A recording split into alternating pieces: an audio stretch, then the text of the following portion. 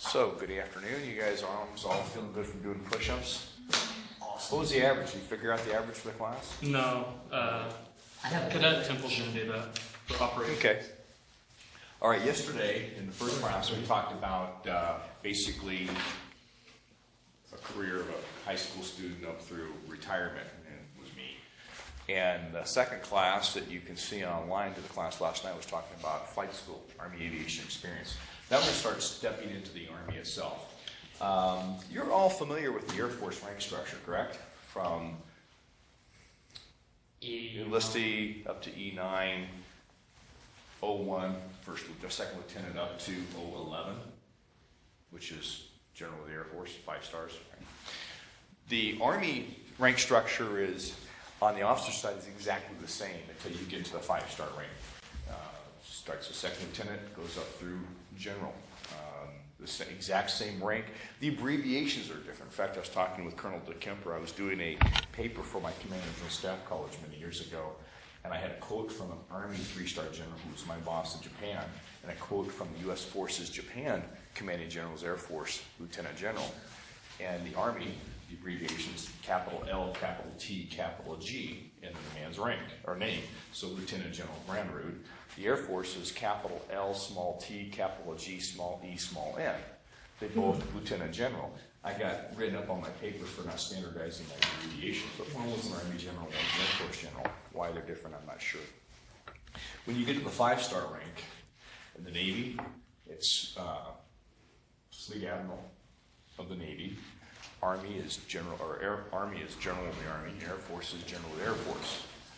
Are you guys aware of, since we're on rank, is any rank above that 5-star rank? Pardon? Commander-in-Chief? No. There is a 6-star rank. Been conferred on 2 generals and almost on a 3rd. The reason why the 5-star rank came into being, by the way, this is not the focus of this class, but I thought I'd talk about it, is during World War II, actually back in the Civil War, 3 generals were promoted to the rank of General of the Army: Grant, Sherman, and Sheridan. General Washington, when he retired as Lieutenant General. That was the highest rank we had. During the Civil War, there were 3- and 4-star generals, but most people went back to the 2-star rank because that was the highest rank. When we hit Europe and all that was going on there, the 5-star rank was brought into being because the Field Marshal rank that was in the British Army and other Allied armies outranked our 4-star generals. So the 5-star rank came into being.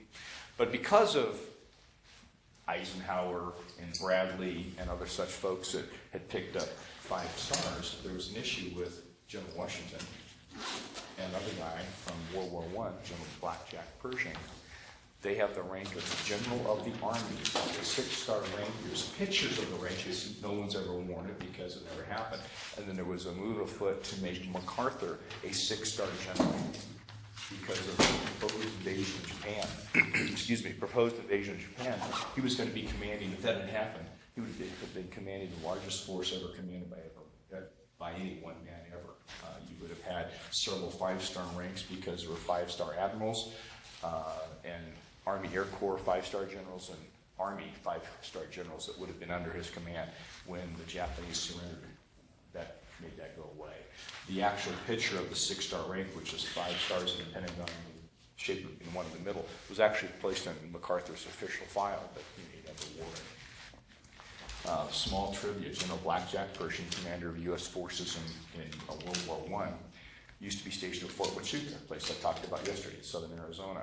He picked up the nickname Blackjack because when he was at Fort Huachuca, the cavalry regiments that were in the area were the Buffalo Soldiers. Are you familiar with that term, Buffalo Soldiers? It was the Negro units, and he respected their abilities and tenacity in battle. So somebody started out as a derogatory term, Blackjack Pershing. He loved it. He wore that with pride and honor. He actually retired as a 4-star general, but was given the subsequent ranks, but he just had a senior data rank, a lot of political stuff going on between the Allies and such. Anyway, in the enlisted, the Air Force rank is a little bit different from the Army rank. We have a rank in the Army. There's rank and there's grade. Are you familiar with those terms? My rank is major. My pay grade is 04. O for officer and 4 for the fourth level up. So in the enlisted, you have E, 1 through 9, and officer, O, 1 through 10, basically, stops at 4-star. Something else the Army has, the Navy still has a few, the Air Force, I think, has done away with them all, and that's called warrant officer. So it shows up as a W grade, and it goes W1 through 4.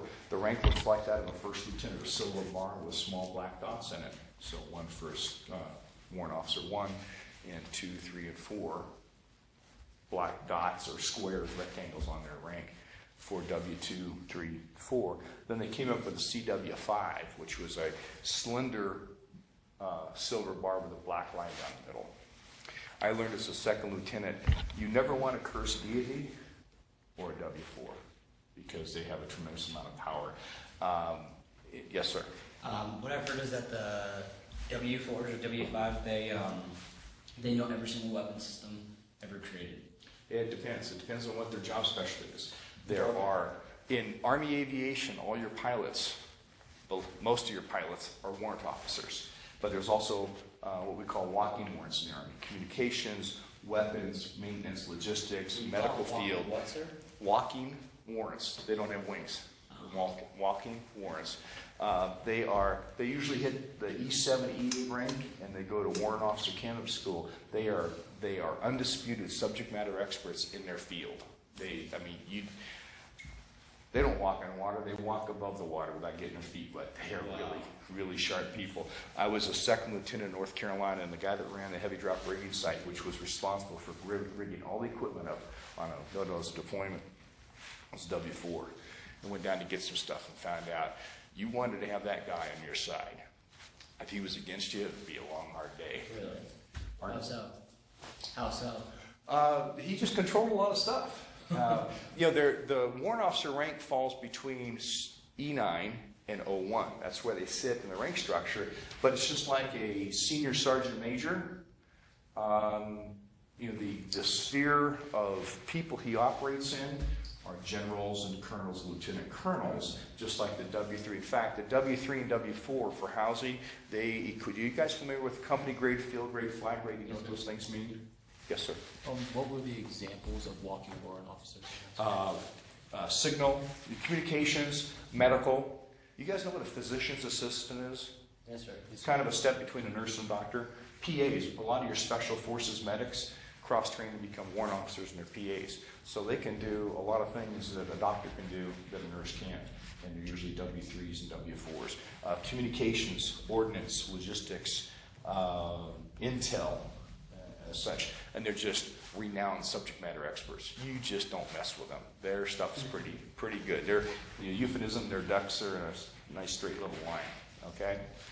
And then in aviation, you'll find in the Air Force and the Navy, your O1s and O2s are your Peter pilots. They're the guys out flying most of the missions. And then you find captains and majors or Navy lieutenants and lieutenant commanders in the command billets. In the Army, in a attack helicopter company, or in a helicopter company period, you'll have a captain who's the company commander, 2 platoon leaders, and the rest of the pilots are warrant officers, ranging usually W1s, W2s, occasionally W3. Most of your W3s and W4s are found at battalion and brigade level. They're your senior instructor pilots, the standardization pilots. They're the holy grail of what is safe. They're your master gunners and such like that. Again, subject matter experts, could probably fly blindfolded. I mean, they just were really good at their job. Sir? Have you met a warrant officer 5? Yes. And that's the top of the top, right? It takes a lot to get there. I was back at Fort Benning about this time last year, and I was talking to brigade commander in his W5. They had flown in, they were at the clothing sales. I was picking up some stuff, and we chatted for a while, and they both had come in the Army after I'd gotten out, really. I mean, it was the first time I'd seen the W5 rank. It was coming into being. It was being conferred on people as I was getting out, but the actual rank insignia had not come out yet. So where you find the big difference is in the enlisted rank. And I'm not an art major, so you're just going to have to deal with my artistic inabilities here. But the Army starts out with, we call it Private E nothing. He's a Private E1, but there's nothing on the shoulder. That's the rank of a Private E nothing or E1. So Private E2 is a single chevron. Boy, this pin kind of stripes. I'd like to say it's all me, or it's all the pin, but it's all me. So so E1 is nothing. E2, E3, you have a chevron and a rocker. Okay? So anytime you see chevron, Air Force has them, and rockers, right? So E3, also known as private first class. And that's, there we go. Take this up, turn it around upside down, fill it in with green, and you kind of have Special pizza. and there's a little Eagle. in there. That's the specialist fourth class, or Spec 4. There used to be, up until the mid to late 80s, from Spec 4 to Spec 8 in the Army, they did away with that specialist grade. But this is also known as a dual rank. There's another rank in the E4 pay grade. That's 2 chevrons. One is corporal. That's the lowest non-commissioned officer rank in the Army. They say 2 of the toughest ranks to have in the Army is that of a second lieutenant, because you're new off the boat, that butter bar is dripping wet, and everybody wants to try you on to see if you're really a leader. The other one is corporal, because he's the lowest NCO. He gets paid the same as this guy, was a peer. It's a lateral transfer. As a platoon leader, I could go to my company commander and say, I want to make this guy a corporal. When I had my Pathfinder platoon, because rank was an issue on landing zones and drop zones, I made all my E-Force corporals because they carried a little bit more authority out there and people listened to them. So now we get into, and in the Air Force, that rank is sergeant. 3 stripes, E4. Yes, it is. No, I know. I'm Okay. just like, that's funny. So now we get in the Army with 3 stripes, E5, first rank of sergeant, called a buck sergeant. We just call him sergeant. In fact, up until you get to the first sergeant, all sergeants are referred to as sergeant. Unless you're in a basic training or school environment, you've got a bunch of young privates, and they'll refer to the guy, they'll stand at parade rest, yes, staff sergeant, yes, sergeant first class. So the next rank, yes, I thought in the Air Force E4 was senior airman and E5 was sergeant. no, it's off one. Senior airman is E3. I've always been taught that E5 in the Air Force starts to sergeant. No, E4 is a sergeant. That's Air what it Force. says in our Really? books. That could be a recent change, because I was having a discussion with the retired Master Sergeant last night that was here, because it is off. A Master Sergeant in the Army is an E8, the Air Force is E6, and they're off one level, because the Air Force starts out, E1 has 1 stripe. We can check in the book. Yes, The Marines are the same way, sir. what's that? The Marines start off E1. E1? 1 strike as well. 1 strike. Okay, 3 chevrons and a rocker. That looks pretty sad. Is E6. That's a staff sergeant. Usually you find him as a squad leader. I'll talk about squads in a little bit. This is usually a fire team leader. These are just seat meat in the squad. They're carrying rifles and carrying laws. Now, again, I apologize for not being a better artist here. Man, that looks sad. 2 rockers. Isn't it hooked on the outside-most chevron, sir? And 3 chevrons. Well, yeah, usually there's a line down the side like that. The most you'll find is 3 chevrons on top. 2 rockers like this is actually, there's 2 different ways to refer to it. It's an E7. If you were in a platoon, leadership position is platoon sergeant or PSG. Otherwise, if you're staff NCO, it's sergeant first class. And if you have 2 E7s that are in a place together, and one is in a leadership position, he's going to outrank the staff NCO always. Now we get to the end of stripes, chevrons, and rockers, and we get 3. This is E8. Staff NCO could be running a S3 or S4 shop, or if you're in a leadership position, if you take over a company as a company first sergeant, then a diamond goes in the middle. In fact, my first sergeant had a sign above his desk that saying, "Diamonds are trump." If you play cards, you know what that means. The final rank that we have in the Army, on the enlisted side, again, 3 chevrons, 3 rockers. Wasn't it a bomb in the middle, sir? Pardon me? Isn't it a bomb in the middle, sir? No, it's not a bomb. It is a star. That's Sergeant Major. Usually in a staff position, could be running a intel shop, an operations shop or such. If he is in a command billet, then there's a wreath around it. That's a command sergeant major. From battalion on up, any place there's an officer in a leadership position, he has a senior NCO with him, it's always a command sergeant major. A battalion command sergeant major, brigade, regiment, division, corps, army, and the final rank, there's only one of them at a time, and that's the command sergeant major of the Army, who is the sergeant major for the chief of staff of the Army, and he has the star and the wreath and two little stars off the sides. So there's a little bit of difference. What's the E9 Chief Master Sergeant of the Air Force or something like that? Or what's the E9 rank in the Air Force? I used to know all that. My brother's Air Force, but I flushed a lot of that stuff out. Chief Master Sergeant. Chief Master Sergeant. So, a little bit difference in the rank. It's kind of like as an officer, I was around a Navy base as an 03, as a captain. That's the 06 rank in the Navy. It's great to call up the club. Yes, Captain Moneymaker, I'd like to reserve a table for night walk-in. There's a little flag with an eagle on it. Oh, I'm sorry, you guys, wrong captain, you know, and still get the good table. And my brother in the Air Force used to call up. He was at that time a E7. And this Master Sergeant Moneymaker in the Army thinks they're talking to a first sergeant or something, so the ranks are off one. Anyway, that's the basic rank structure. Now, I've been talking about platoons and companies and such. I think before I do that, we'll talk about the different branches. I mentioned yesterday that I started out as an infantry officer and that I became an aviation officer. There's combat arms, which are infantry, armor, artillery, air defense artillery, excuse me, pardon me, air defense artillery, aviation, and special forces. Those are the branches that have the beady-eyed killers on them. They are the combat arms, and a lot of the stuff you've been hearing in the news about women in combat roles of going into combat arms and such. That armor obviously is tanks. Infantry can be mechanized, or light, or airborne. Artillery is found at all echelons, all levels. Sometimes it's self-propelled, the 155 Paladin, otherwise it's a Toad 155 or a Toad 105, depending on the type of brigade combat team it's in. Air defense artillery is the stuff to shoot down stuff that flies. Armor also has the cavalry branch in it, so you'll find the Bradley fighting vehicle, the M3 version of the Cav fighting vehicle. Special forces, I think we all know what the Green Beret are, right? Okay.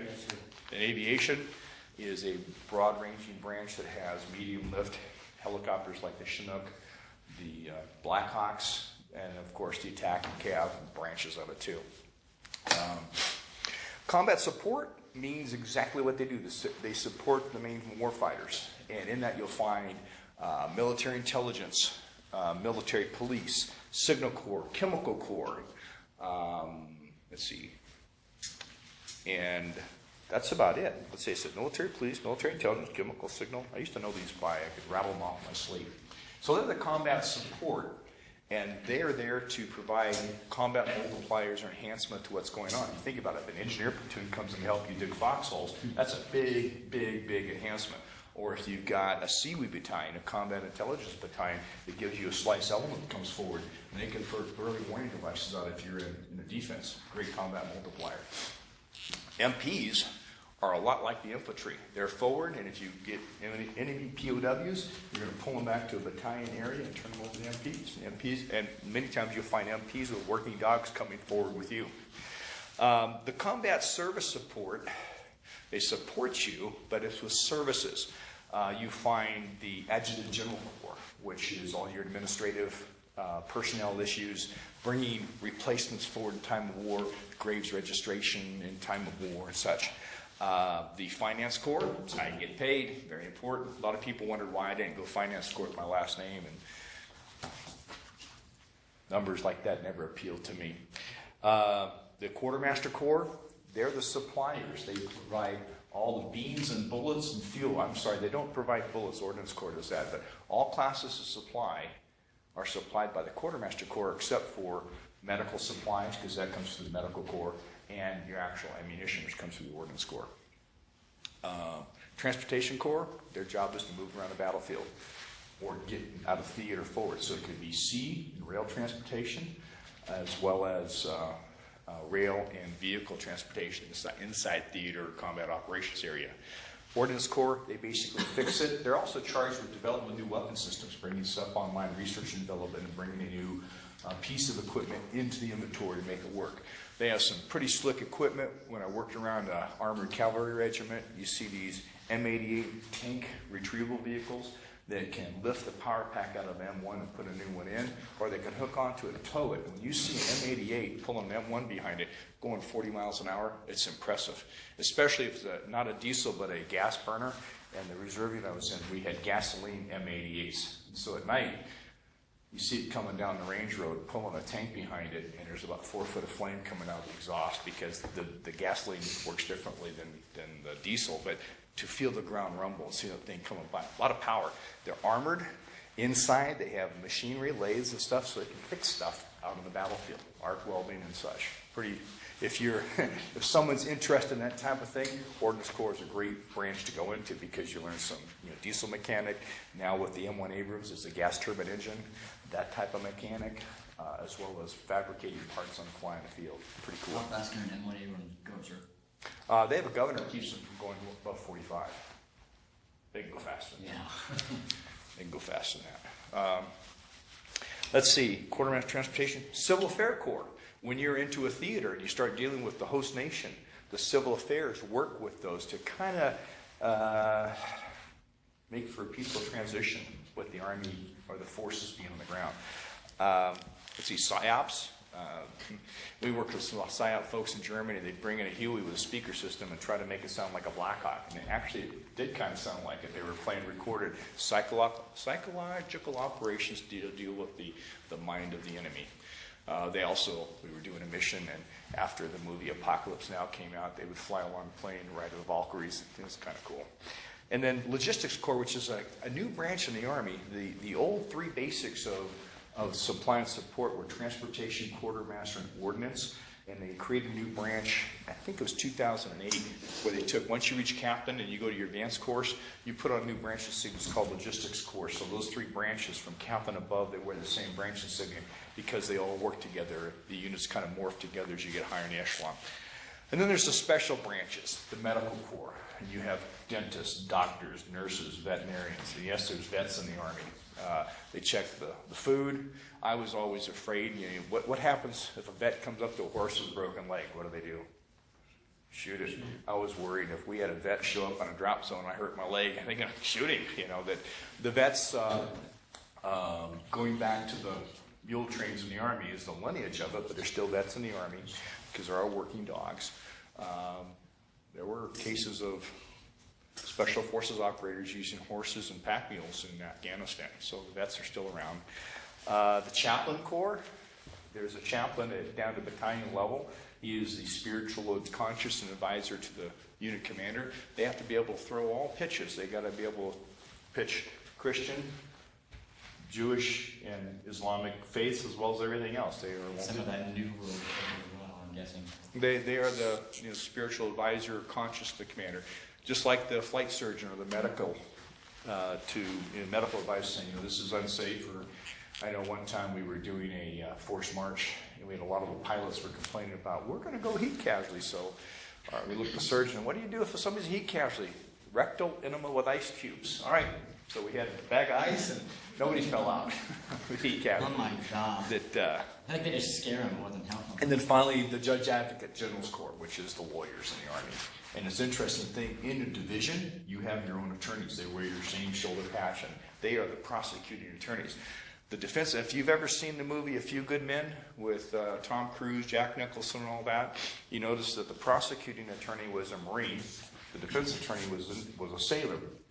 In the Army, out on the East Coast, out of the military district of Washington, there's a group of JAG officers. They are the defense attorneys. They belong to no one, no allegiance to. So if a guy comes up on charges and say the 82nd Airborne Division, the 82nd Airborne Division, JAG, the general, do the prosecution. The defense comes from a completely different source, different chain of command, so you have the same right of trial that you would have on the civilian side, basically. Anyway, those are the different branches in the Army. Each branch has its own insignia. Most of them are crossed something. Infantry is crossed rifles. Cavalry is crossed sabers. Armor is crossed sabers with a tank superimposed. Artillery is crossed cannons, and special forces crossed arrows and such. And they go on your shoulders or your collar, epaulette, and such. In the old fatigue uniform, yes, sir. Is there an added insignia for the warriors? I don't remember what it looks like. It's kind of a squash bug looking thing, but there is. Each branch has its own insignia. I can pull some of those up and show you. I didn't anticipate being asked what JAG looked like. JAG, what's that? JAG, Judge Advocate General Corps. So, now, within the Army, there's three components. The regular Army, the Army National Guard, also known as the state militia, if you will, and the reserve component. And back in the mid to late 80s, General Abrams, Creighton Abrams, was Chief Staff of the Army, and he's who the Abrams tank is named after. In fact, he was a famous general. Well, actually, before he was a general, when he was a captain, he was a tank commander in Germany, and he was in 3rd Army, and he impressed this general named George S. Patton because he was a bold and audacious tank commander and did a lot of great things. He moved up. He was the 5th Corps commander for a while, just before I arrived there. He went on to be Chief Staff of the Army. He died young. He got cancer and died. His son was a battalion commander of 11th ACR. When they fielded the 1st battalion of the Abrams tanks, they went to that. So his son was a battalion commander of the 1st battalion that had Abrams tanks. Anyway, he reorganized the Army. So they reduced the strength of the active Army in divisions and separate brigades, BDI, bayonet holding war killers, and moved a lot of that to the reserve component, or actually the National Guard. So a lot of your roundouts, as they called them, were in the National Guard, also part of the state militia. I talked yesterday about the 40th Division that I was an advisor to. They were part of the I Corps roundout if anything ever happened. You had the 7th Division, the 6th Division, and the 25th Division were all part of I Corps, and they were all light divisions, all light fighters. And then you had the 4th Division was a National Guard roundout. If I Corps ever went to war, that would be part of it. The Army is kind of built on threes. A division usually has 3 brigades. In some cases, only have 2, might have roundout units. In fact, the 82nd Airborne Division had on their manning roster 2 attack helicopter battalions. Only one was active. The other was the National Guard attack helicopter battalion. It was out of Raleigh, Durham. It was the first National Guard aviation unit to be fielded with Apache helicopters. And they also had another battalion. It was in the North Carolina National Guard that was fielded with Blackhawks. They were receiving these while other active units still didn't have Apaches and Blackhawks. Yes, sir. 2 questions. One, do you believe in any time of war we will ever absorb the National Guard and the reserves? Do you think we'll ever exhaust both of those? Or absorb all of those? Well, we've been using them regularly in the war on terrorism. They rotate in and out. There's been, I shared a story with someone. When I was with the 40th Division, you walk in their division headquarters, and the foyer had a lot of PR pictures, and Tom Selleck had been in the division one time, and Jan Michael Vincent, 2 Hollywood guys. Jan Michael Vincent, in my opinion, joined the Guard to keep from going to Vietnam. But they had pictures of notable Sunshine Warriors, because it was the Sunshine Division, or Sunburst Division. And they had the punch bowl and all this other stuff. About 2 years ago, I took my sons there to see where I used to work, walked in division headquarters. Very sobering that all that stuff was gone. And now there was a picture, there was about 42 or 43 8x10 photographs of all the soldiers from the 40th Division that had died in either Iraq or Afghanistan. Very sobering. There is not a unit in the Army, any component has not been affected. We have people from the 258th Engineer Battalion, Arizona National Guard, that are deployed to Afghanistan as we speak. And they'll come back in May. One of their guys came back, IED got him. He's a young guy, married, kids, and will have a long recovery ahead of him, but he's alive and he didn't lose his leg. But what's going on over there is affecting all of us daily. As far as will we ever be absorbed completely? Well, in 1990, excuse me, when Desert Storm took place and the vast majority of the Army went over to Kuwait to put Saddam Hussein back across his border and all that. I was with the 7th Division. We did not go. We were a light fighting division. We gave up some Blackhawks and such.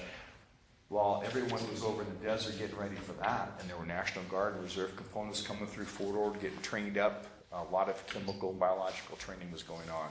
A lot of Reserve component units went over to the war.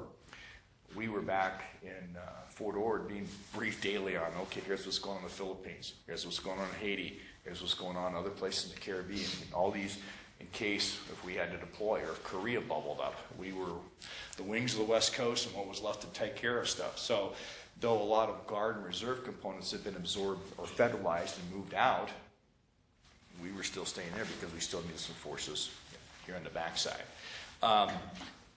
You'll find in the National Guard combat arms units, divisions, separate brigades, or corps artillery, or division artillery. It used to be called Divardi. I'll talk about how that changes. If we don't get it today, I'll continue on with this tomorrow, by the way. The combat service support is what you find in the Reserve component. Your civil affairs brigades, your graves registration, transportation units, ordnance units, on and on and on. Now, inside a division where you'd have those forward support battalions and forward support companies, you still have all those flavors of the Army and the Guard. But for the most part, your combat service support is moved to the Reserve component. A lot of things happened over the last 2 centuries with respect to the Army. Do we have an Army? Do we have a peacetime Army? Do we have a volunteer Army and such? All components are in the Army. The National Guard can be federalized and brought on active duty and deployed without the agreement of the governor of the state they're in, because they exist to support the federal goals. But they are also the state National Guard. Not quite the militia like in California. I'm not familiar with Arizona, but they had a START called State Area Readiness Command. Back when the LA riots happened, the 40th Division was mobilized and sent to LA for the riots after the Rodney King beating. And so what's left is the STARC, State Area Readiness Command, and that is truly the militia. They keep the armories going and such like that. So the 40th Division trundled down to Southern Cal, as did the 7th Division. That was a surrealistic experience because I'd been an advisor down there. We went back to the same airfield, and we were getting close. 5 minutes already? Thought it was 16 after. Yeah, okay. That we were preparing to do combat operations in LA in case the National Guard needed help. It was a strange, strange environment. Yes? Oh, sorry, and my second question. What's the strongest attack helicopter ever created? Pardon? What's the strongest attack helicopter ever created? Strongest attack helicopter ever created, as far as its durability or the weapons load? As far as a good combination of both, balanced, I guess you could say, with a good amount of bombing at the same time to heat damage. The Army started developing the Cheyenne back in the late 60s, early 70s, and it was could fly it had small stub wings that provided lift. Main rotor system had a pusher rotor, and there's video of it. It's huge. I mean, you walk underneath, it's like walking underneath a B-25. And the Russians developed the Hind in response to us starting to build that, so that's where the Hind. The Mi-24 is a pretty awesome fighting system, except the bigger you get, it's like driving a high-performance station wagon versus a nice sports car. Once you get it going, it moves along pretty good. I mean, you think of a hopped up, you look at the security detailed SUVs for the president. Those things have a lot of power, but it takes them a while to get accelerated. So the Hind would lumber along, but it could carry troops. It had an awesome weapon system. You know, it was a frightening aircraft to think about going against. So that was a production aircraft up until the Apache. I'd say that. The Apache, with its weapons load and all-weather terrain, all-weather flying capability, it's hard to beat. They once said that I heard a Pavlo had the strongest armor, it was just assumed the strongest armor, but most durability. Pavlo was not an attack helicopter. That was an Air Force helicopter that was designed, CH-53, I believe, was modified for rescue and such like that. And it had a very good optics system. There was one article once that a attack helicopter, a 21 aircraft attack helicopter battalion armed with Apaches could have completely stopped the Battle of Bulge because there was nothing coming across the lines that could withstand any of the weapons on the Apache, and it could fly in all weather. I mean, it's 0-0. It has the FLIR tats. But switching gears here, you've heard me talk about platoons. Well, the Army's built on squads. It's built on an 11-man squad, 2 5-man fire teams, ideally commanded by the fire team has an E5, buck sergeant in charge of that. The squad is led by a staff sergeant E6. Those 11 men make up a rifle squad. You've got M4s now. It used to be M16, now it's the M4 carbine. Some have a 203 on the bottom. And with the M4 you can change it from semi to auto and such. So you've got everyone can be an automatic rifleman as necessary. 3 squads make up a platoon. So 3 11-man squads make up a rifle platoon. You've got an E6 in charge in ideal situation. A lot of times you'll find corporals that are squad leaders, and you might have an E6 as your platoon sergeant. But in theory, the E7 is the platoon sergeant. You've got an O1, a second lieutenant, who's in charge of that platoon. There's a 4th element of that platoon. It's a weapons squad. A couple M60 machine. Now they're not M60s anymore. M246, I think it's called. But the medium machine gun, crew served weapon. So you have a 3-man team, usually 6 people in that squad. A machine gun or a ammo bearer, an assistant gunner, carry the T&E and the tripod and such. 3 platoons make up a company. So 3 of those 30-plus man platoons make up a rifle company. Plus you have at the company level, you have some dragon gunners or anti-tank gunners. And then you also have a mortar platoon. Pardon? Dragon gunner, that sounds like an interesting. Well, there's a new weapon. It's used to be it was a medium anti-tank weapon that you'd carry the round around and the control hit. It's not a Dragon anymore. I'll have to come back to you tomorrow and tell you what that is exactly. But it's an anti-tank weapon system. It is wire guided. You hold the sight on it and it flies itself in. It's 1 step below the toe. So as you continue to build up, you've got 3 line platoons and a mortar platoon. Depending on the unit, it could be a 4 deuce, an 81, or a 4 deuce being 4.2-inch mortar. 81 millimeter mortar or 16 millimeter company lightweight mortar. And that provides your direct and indirect fire support under the direct control of that company commander. Usually a mortar platoon can break into sections, so one goes with each of the platoons if necessary. You have a staff admin element in the company that takes care of your admin and log and such like that. You take those companies, and in simple terms, 3 companies make up a battalion. Alpha Company, yes sir? Okay, we'll get it. Alpha Company, Bravo Company, Charlie Company, and then you've got a weapons company, and you have an HHC, headquarters company. That's where all your staff elements are. And tomorrow I'll talk about brigade combat teams, but as we get up to those 3 companies forming a battalion, now we're talking some serious combat power. There's 1,200 people in a company or battalion, and you start putting together a battalion. In the old school, used to be 3 battalions made a brigade, 3 brigades made a division, 3 divisions made a corps, 3 corps made an army, 3 armies made an army group. The whole thinking on that was effectively in a combat situation, 1 man can manage 3 others effectively. So it's built on 3s. And at a division, you used to have your 3 maneuver brigades. Mechanized infantry would be 2 infantry brigades, 1 armored brigade. Armored division was 2 armored brigades, 1 infantry brigade. That's all changed now with the BCT, or brigade combat team. And we'll go into that in depth tomorrow on our truncated schedule class. And then you had all these slice elements. To be able to go out and fight the war, you needed engineer support, intel support, signal support. All these slices would come out of divisions, separate companies and battalions. And you'd take a 1/3 of that would go to the brigade, and that would drop out. As a infantry platoon leader, I knew I could count on artillery from Davardi. We had a battalion of artillery that was would come down organic to our battalion and provide us with 105 fires. That's all changed. It's changed to a good thing, and I don't want to get into BCTs yet because that will be a good topic for tomorrow.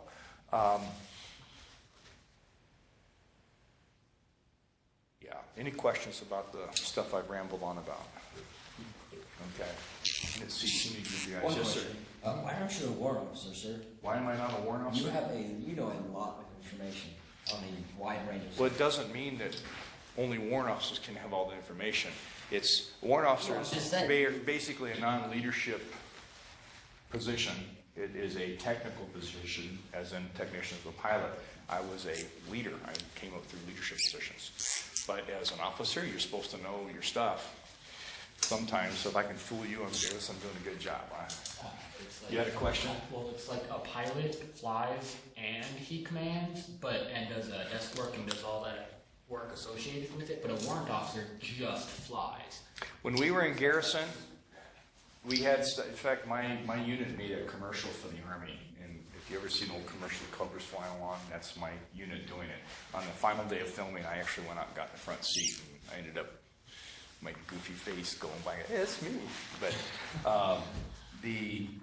if we had routine missions in garrison, the pilots went out and flew those. I flew very little in garrison. I got my minimums, but I had other stuff to do. I was a leader as well as a pilot.